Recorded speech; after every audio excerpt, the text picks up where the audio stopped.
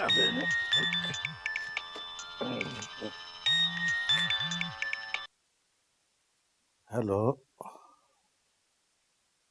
क्या? ये क्या कह रहे हैं आप?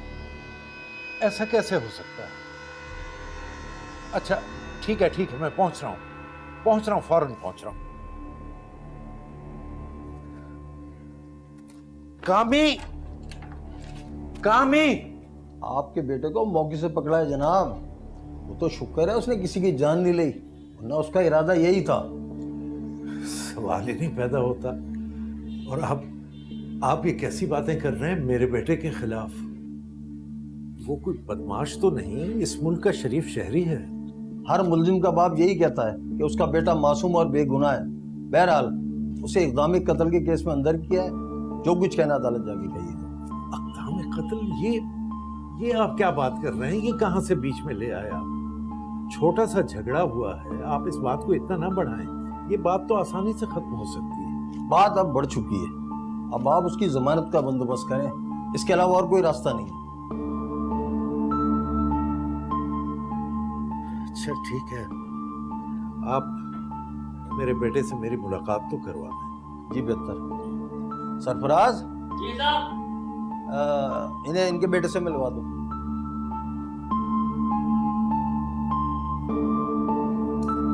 ये क्या कर डाला तुमने हासिर?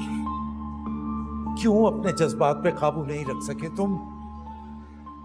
क्या इस तरह दुनिया को तमाशा दिखाओगे अब? तुमने तो वो हरकत की जो थड़े छाप बदमाश भी ना करे। मैं तो सोच भी नहीं सकता था तुम्हारे बारे में कि तुम ऐसा करोगे। शर्म आ रही है मुझे। क्या जरूरत थी तुम्हें फरहान से उलझने की? अब देख लिया तमाशा। ओ मेरा बस चलता ना, मैं जान से मार देता उसको। तब भी देखिएगा, मैं छोड़ूंगा नहीं उसको। चुप कर जाओ।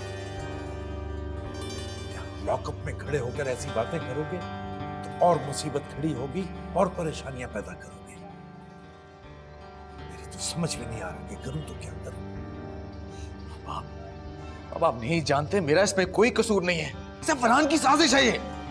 पहले तुम्हारी रिहाई का बंदोबस्त कर ले, फिर देखेंगे कि क्या सही है और क्या गलत।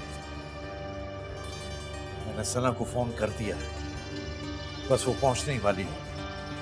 मेरा तो अपना दिमाग काम नहीं कर रहा। तुमसे ये उम्मीद नहीं थी मुझे हासिर, ये उम्मीद नहीं थी। सॉरी बाबा। बहुत हो गई बात, इतनी देर की इजाजत नहीं है। चलो आप। ये तुम कैसे बात करो मेरे बाबा से? तुम्हें बड़ों से बात करने की तमीज नहीं है क्या? और बाप की इज्जत का इतना ही ख्याल था तो वैसे काम क्यों करते हो? माँ बाप को जलील करवाने वाले। पढ़ाया तमीज सिखाने। चलो। हासिर, अच्छा भाई, बड़ी मेहरबानी तुम्हारी।